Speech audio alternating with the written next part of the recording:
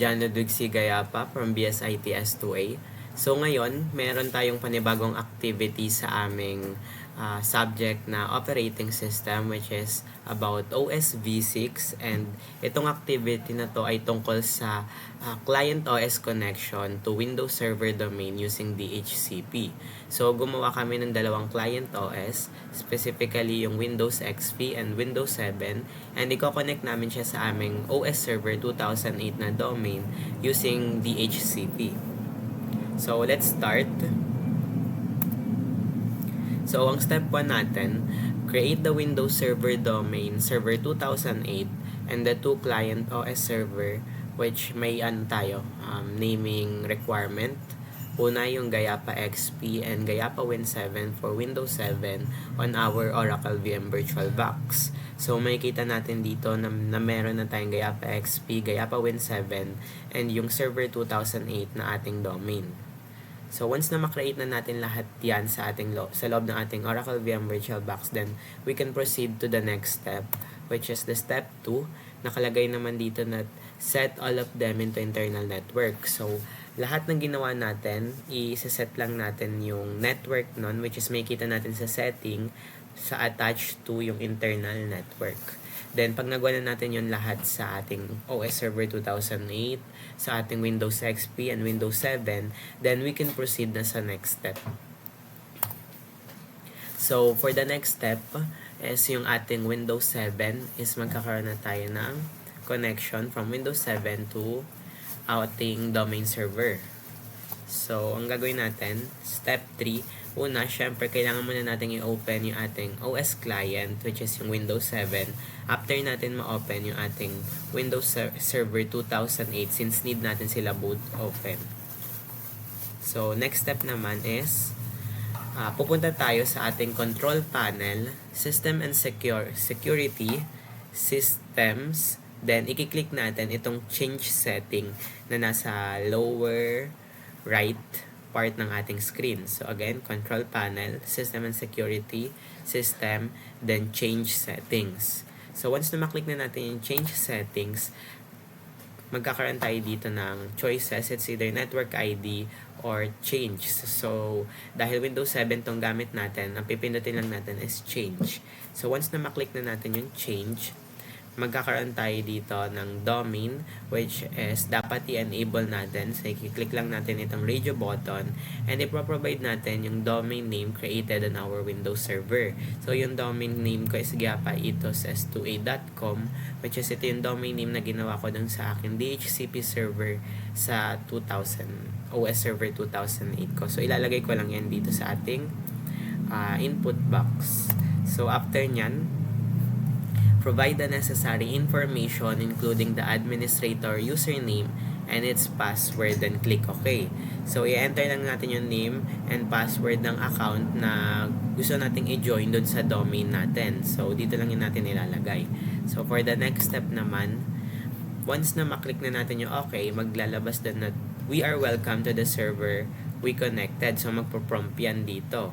And dahil okay na siya, i-force tayo ng ating server na i-restart yung client natin, which is yung Windows 7. So, okay lang natin yung restarting ng ating system or ng ating server. Then, makikita na natin or sunod na tayo sa ating next step.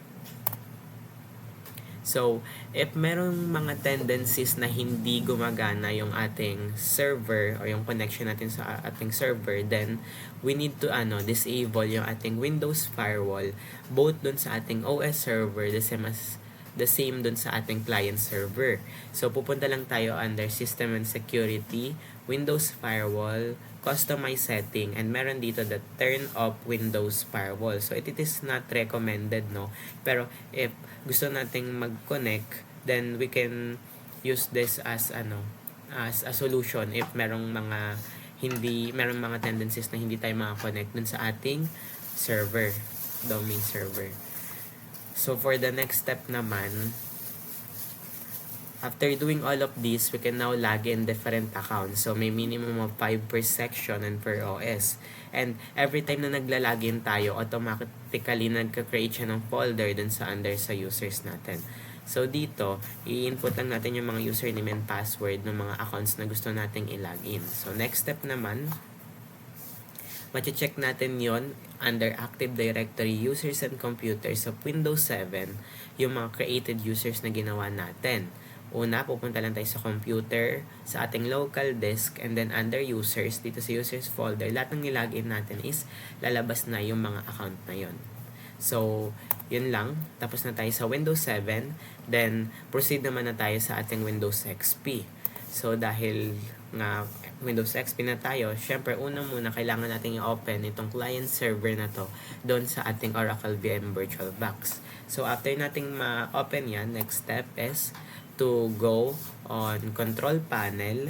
Then, after natin i-start, search lang natin Control Panel, Network and Internet Connections, My Network Places, then View Network Connection. So, once na makuha na natin yung View Network Connection, ito yung makikita dapat natin sa ating screen, which is may local area connection.